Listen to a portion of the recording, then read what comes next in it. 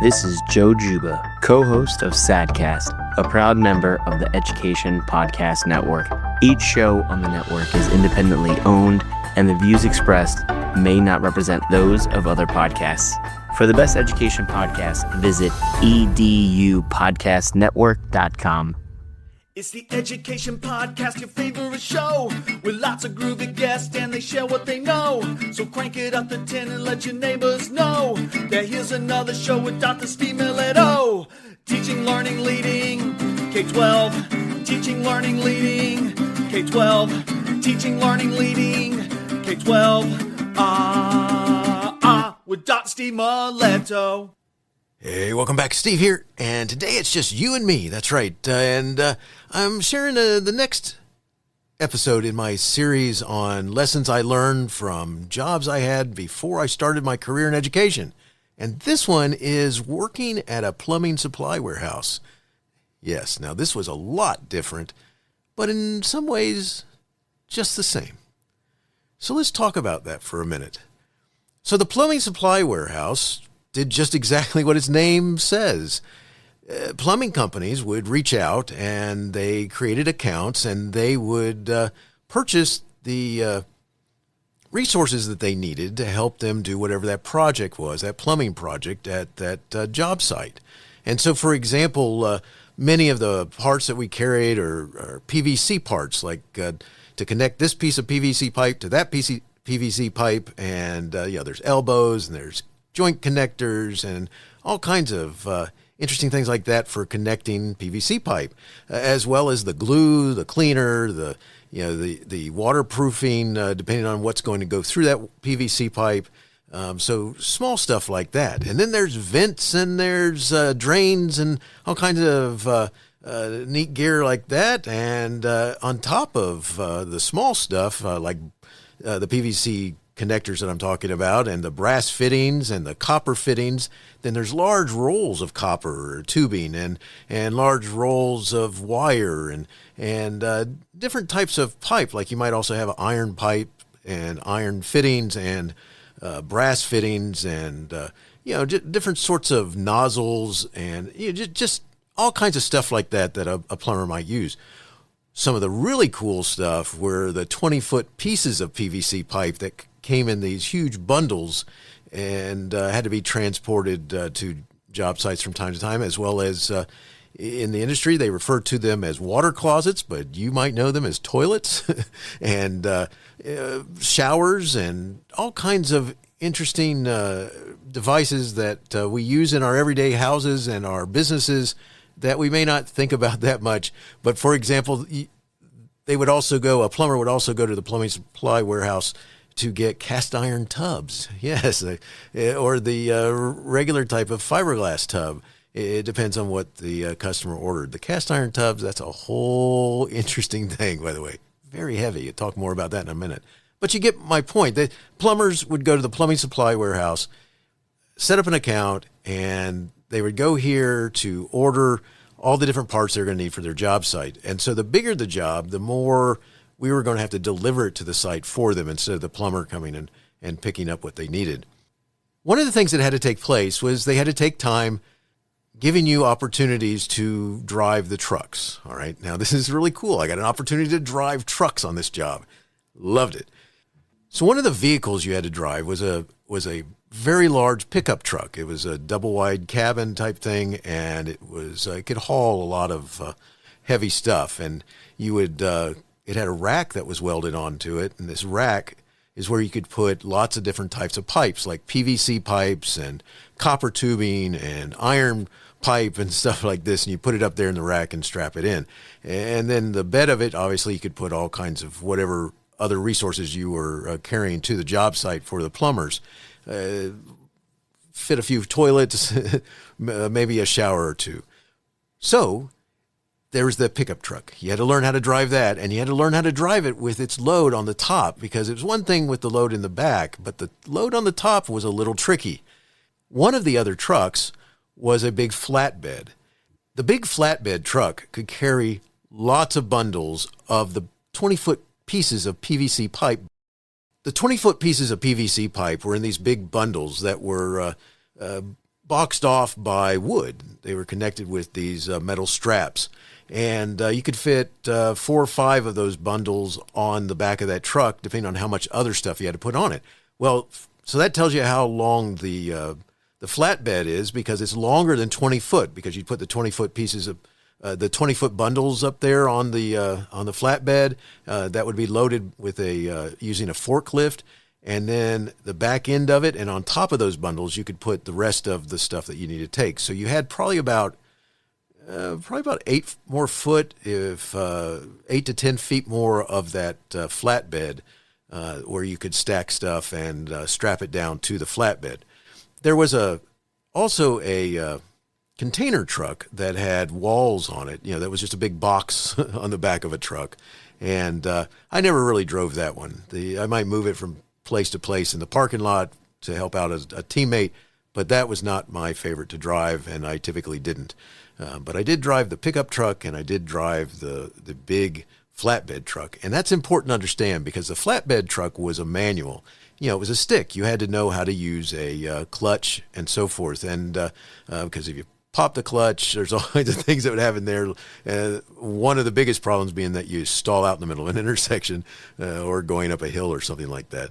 But you also could end up burning out the clutch if you don't know how to use it. And so they would spend time working with you on learning how to use the clutch, the manual stick with that truck over and over, so that you got better at it. All right. And then they'd also teach you how to start and stop with that pickup truck, because even though lots of people have driven pickup trucks, once you had it loaded down, especially with stuff in that top rack, it could be very tricky about stopping in traffic. So we'll come back to that in just a minute. So those are a big part of the job, was learning how to drive the delivery trucks. Something else that went with that job was understanding that you had to spend time in the warehouse part and learn where things went. All right. So there were checklists that you followed, and you didn't ever want to leave a bin empty. So if it looked like it was getting to an end, there was an oversupply area of the resources that you would go get from there and put back in the bin, so that it was easy to put on the truck. There were forms that you would fill out when you found a bin that was empty, and or getting close to it, so that it would say basically time to reorder, and you'd put your initials on it, time to reorder, and you'd give that to one of the supervisors, and they would make sure they would add that to their list to reorder from the manufacturers. So you have this warehouse, you have all these parts and pieces and things that have to be delivered to the plumbers, and then you have the giant pieces of, whether it's PVC pipe, iron pipe, copper tubing, things like that, water heaters, water closets, toilets, cast iron tubs, regular tubs, showers, all kinds of stuff like that.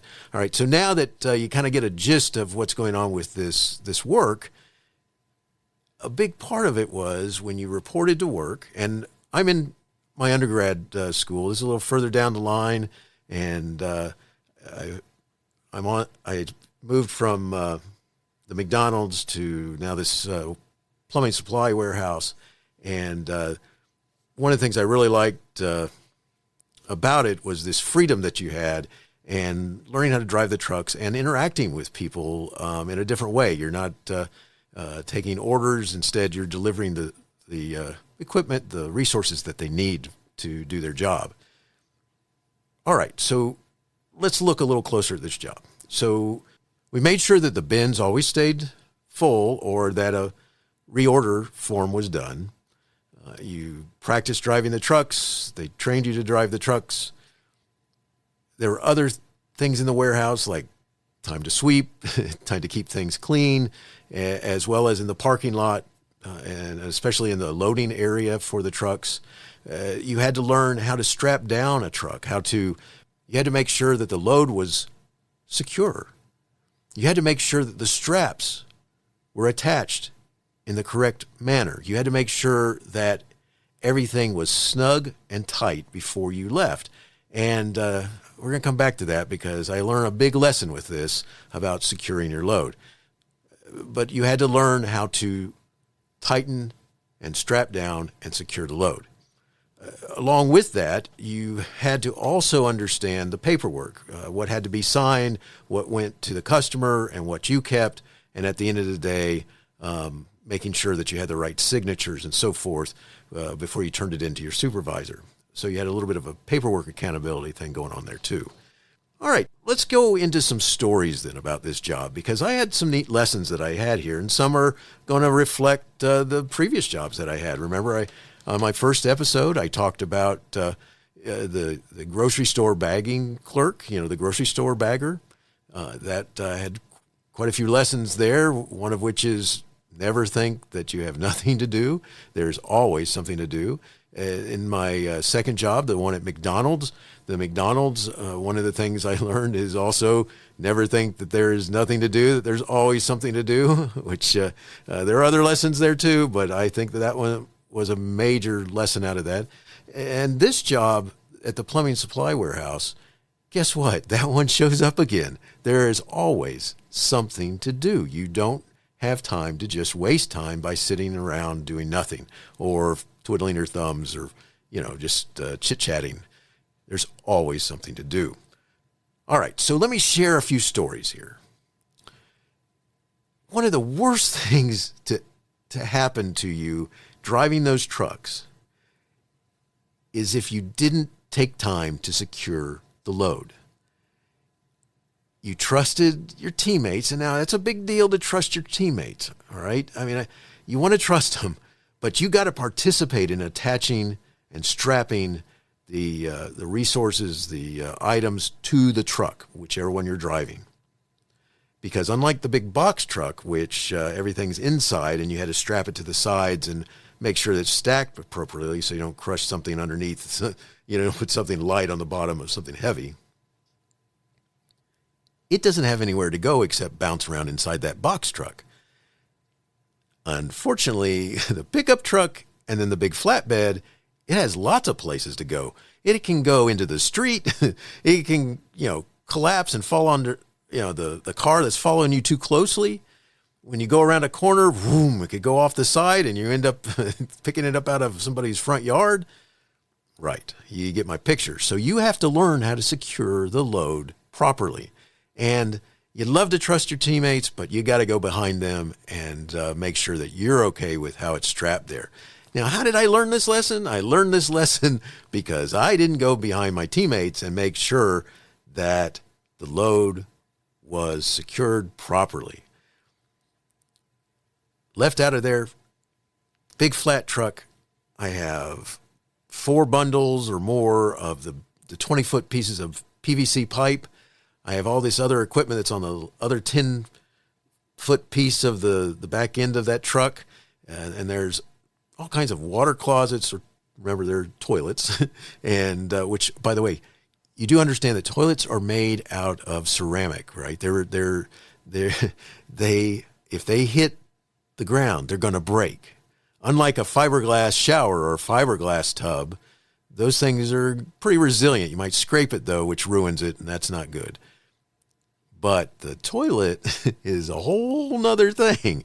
It's made out of something that breaks, and it's in a box that you can easily carry the different pieces of, but if that box hits the ground, it's probably going to break, and that's not good. So here I go on my first trip out to a job site, and on my way to this job site, you leave out of the back of the warehouse, you make the first corner, which is real easy. It's on this back street, and then you make the next corner, which is still in the back streets, and then you come out to this main street, right? And when you get to that main street, you're going to turn right and go to this stoplight. And at this stoplight, when it's time for you to move forward, there's the green light. You got to take it slowly as you turn left at this stoplight, because if you don't take it slowly, you might hear what I heard that first time, which was this. Meep, meep. Ah. Those were not good sounds. No. And I had to pull over to the side, and I had to go grab the boxes with the smash. There were like 4 or 5 toilets that fell off, and they smashed inside those boxes. And the good thing is they were in the boxes, but the terrible thing was that 4 or 5 of them just toast. I had to go pick them up, put them on the back of the truck, restrap it down, and go back to the plumbing supply warehouse and say, hey, I'm sorry, but I managed to lose, here are the 5 toilets that I lost off the back end of my truck as I made that corner out there. After a reminder about securing the load, a brief chewing out. Now, I enjoyed my supervisors and the owner of this plumbing supply warehouse. They were fun to work with, fun to learn from, and they did not mistreat you. I mean, it was a reminder, though, about this is why we've got to make sure you do it right. And so they helped me secure that load as we put the new toilets back on there, strapped that down, and I was ready to go again. Lots of fun. By the way, one of the biggest problems about having something fall off your truck is that it could hit another vehicle. That would be terrible, cause an accident, do damage to someone's car or truck or something. The other thing that could happen is that in different places, there's a number of different citations or tickets that the local law enforcement can give you for obstructing a major road. And that's not fun either. You don't want to come back with 3 to 5 tickets for obstruction of the roadway. Yeah, and one of the other tickets they write you is an unsafe load, and you don't want to get that because that's not fun either, because there's a nice little fine that comes with those tickets. All right, so I was fortunate that I got it all picked back up, got back to the plumbing supply warehouse, had to face my bosses, and they helped me understand that we need to do better. It's okay this time. We understand, need to do better, and they helped me really figure out how to secure that load. And I never again just trusted the guys at the loading dock to do it by themselves. I've always made sure after that I helped. So something that I learned was make sure that you own your job and you secure your load. Okay, that was so important. And you know you have to do this, so take ownership of it. All right, so let's talk about driving the pickup truck. One of the things with the pickup truck is that you felt like, it was a regular truck. It just had a nice big cage on it so you could put all this other stuff on it. But it was a big pickup truck. It had a nice radio in it, a nice little stereo. And so you're cruising along like you're driving your car or your truck, right? Well, the problem with that is that you had to understand that you have to be a much safer driver with this than you may have to with your own small vehicle of some sort. And the reason why is because once they put pipe on top of that rack, the weight distribution, and I'm sure all of you listeners who understand physics get the point that you have all that stuff on the top. If you have to stop suddenly, it's quite possible that you're going to throw the load. And that's not good. You still have the same problems that you got to secure the load in that flatbed and stuff like this to make sure it doesn't fall out. If you take a corner too sharp, that it doesn't shift and you break stuff because it just shifted. But the big trick to driving the pickup truck was the stuff that got loaded on top in that rack. And I learned a huge lesson because I discovered you got to make sure you're listening to your colleagues who will explain to you and your supervisors what happens if you have to brake suddenly when you have that load on top in that rack. And so it worked like this. I'm driving, going to a job site. There's a stoplight coming up, but right before the stoplight, this little car pulls out in front of me. And the light turns red just as they pull out in front of me. The light turns red, they stop. The light then shifts to green. The person in the car rolls forward. I had put on my brakes. I slammed on my brakes because I was afraid I was going to run into the rear end of that car. And the vehicle did exactly what I was told by my supervisors. I put on my brakes. It goes forward. It then comes backwards. And it starts going forward again. And what's going to happen this time is it's going forward again because of all that weight that's up on top of that rack. And when it comes forward this time, the PVC pipes become unsecure and they fly over the top. Just in time for that light to turn green and the car in front of me to roll forward. And instead of the pipe going through the rear windshield, it hits the ground. And the person who was the driver of that car had no clue that they almost got smacked with a huge pile of PVC pipe. I was so thankful that it didn't hit their vehicle. It hit the ground, and it's all over the place. And so I'm right there at this intersection between a couple of these small roads, and I'm trying to pick them up because remember what I told you. If you drop the load like that, it's possible you're going to get some tickets if that gets found out. So I'm down there trying to gather stuff up. Meanwhile, I've got cars going back and forth. Many of the cars doing things like this. They're driving by going, hey, that looks like a lot of fun. Enjoy your time. That's a lot of fun. Boy, I bet you need some help, don't you? Yeah, some other time. Yeah. Hey, buddy, you're number one. Can't do that, though, right? Because if you do that, then you get reported to your boss. It's, oh, hey, yeah, I got more problems now. Well, what was cool was that eventually someone comes by me and he stops his truck and he blocks part of the road so that it protects us where I am trying to pick up the PVC pipe. And he says, hey, could you use some help? And I said, you better believe it, man.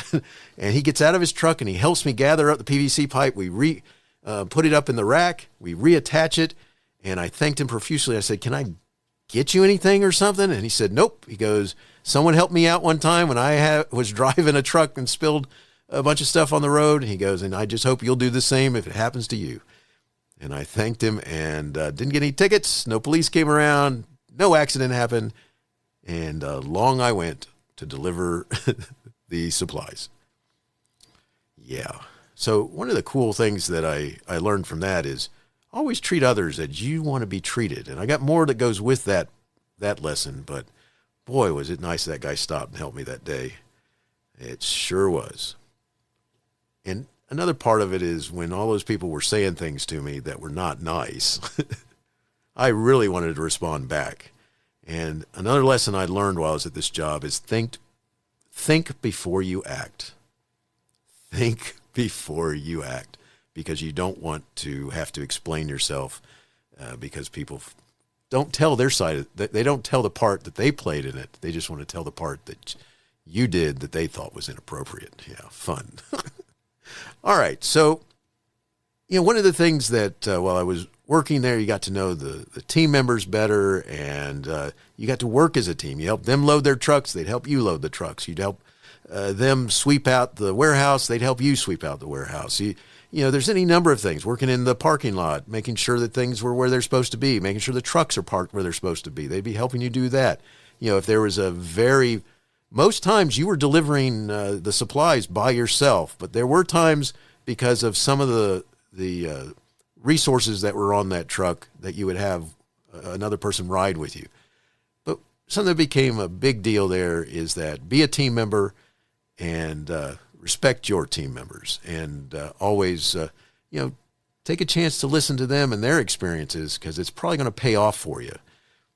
So that's another lesson learned. So let me share with you another incident. Incident's probably not the right word, but another situation that took place when I was delivering to a job site that was on the beach. All right, it was just off the beach in Florida where this was going on, and they're building apartments. Now, when you went to places like this, so these are not homes, these are big job sites. So there's a job boss, there's a site supervisor, if you will, and that's who you're looking for because you want to know who needs to receive these supplies. And usually the job supervisor, the site supervisor, or someone specific that dealt with plumbing parts is who's going to meet you. So I'm driving the big flatbed truck onto this job site. And remember, I mentioned beach. There's a reason why I mentioned that, because it's very sandy in lots of different areas in this job site. And so you have to be careful. And so they're bringing me on the site. You had to stop the gate, honk your horn. They'd come out and greet you. You show them the document that you had. And they're like, all right, we're going to take you around this way. And so just follow me. And they'd lead you in there. Well, on this particular day, the gentleman who was guiding me into the job site led me right into a very sandy, almost like a sinkhole area where the front of the truck sunk into the sand and would not go any further with all that weight on it. And I'm like, you got to be kidding me. That's... So once again, that whole number one thing, it's like you want to temper, whatever you want to call it, starts rising up because it's like, man, you led me right into this. But I had to think before I acted, and I had to understand that I need to treat others as I wanted to be treated myself. And I'm like, oh my gosh, I'm stuck. I'm not going anywhere. Don't worry about it. Don't worry about it. I got somebody to come over here. He'll help you get out of that. And he goes, it's all my fault, my fault. It was so cool that he took ownership of it. He's like, I'm so sorry. I forgot about that area right there. And so he went over and he gets this other guy, and they bring this giant forklift that has this, it's so cool. It's a vehicle that's driven where the arm comes over the top of the cab and usually picks up big chunks of concrete and stuff like this, and drives up to my truck, puts those forks underneath the front of my truck, lifts it slightly. I put it in reverse, back up. Hey, teamwork, man. That was so cool. And I was so worried that I was going to be stuck there, because sometimes on job sites, you wouldn't run into some who were so helpful. Instead, they'd laugh at you for getting stuck, and then you had to figure it out yourself. So on that particular day, I had an awesome job site boss who came to the rescue, and the other guy who apologized profusely for getting me stuck, and they got me unstuck. Gotta love it. Working with a plumbing supply warehouse helped me learn a lot of lessons. I learned, just like in my other jobs, the more you own the job, like the things about securing your load and how you interact with people and such, that the better your job's going to be. You're going to have fun. You're going to actually meet people. They're going to ask for you to be the delivery person, which is really cool. I also learned that you got to be a team member, and you got to help out your team members. I also learned that you have to think before you act. You have to think before you act. Do the right thing, right? Do the right thing. Keep control of your mouth. Keep control of any anger that you might have rising up in you. And I learned that you want to treat others as you'd want to be treated, because sometimes it's easy to get angry, but maybe you were too quick to react, and they're actually going to help you. And one of the other things I learned while I was working with that plumbing supply warehouse was, and it's common to the other two jobs, being a grocery store bagger, working at McDonald's, and that was this: there's always something to do. If you think that you're done, there's always something to do, and you're not done. That was a cool job. And I got to tell you, the lessons I learned there, I've used in my education career. And especially around the idea that you need to think before you act. You need to work with your team members. You need to own your job. You need to treat others as you want to be treated. And always there is something to do. Thanks for listening. In my next episode, I'm going to kind of pull all of this together from these three jobs and talk about, in my time and career in education, and how they paid off for me, these lessons. Hey, thanks for listening. Could you take a second to help out the podcast? That'd be so cool. Here are 4 ways. 1, you could leave a review at Apple, Podbean, or my website, StephenMiletto.com. 2, you could go to my webpage, StephenMiletto.com, and sign up to receive updates. Or 3, you could share the links to Teaching, Learning, Leading K-12 with your friends, colleagues, and family members. And 4, on my website, click on Buy Me a Coffee and donate $1 or $2, to help with the costs of the production of the podcast. That'd be so cool. Thanks so much. You are awesome. Hey, you have been listening to Teaching, Learning, Leading K-12, a podcast to help you help kids achieve their dreams. Teaching, Learning, Leading K-12 is a member of the Education Podcast Network. Podcasts for educators, podcasts by educators. Teaching, Learning, Leading K-12 is a member of the podcast network based in Canada called Voice Ed Radio. Voice Ed Radio, your voice is right here. The opinions expressed on Teaching, Learning, Leading K-12 are those of the guests and host. Teaching, Learning, Leading K-12 is intended to share ideas, advice, and suggestions. Teaching, Learning, Leading K-12 is produced for educational purposes. Hey, thanks for listening. It would be awesome if you visited my website at StephenMiletto.com and connected with me, left a review, and listened to more episodes. And by the way, you could also share it with your friends, with your family, and your colleagues. Thanks so much. You're awesome.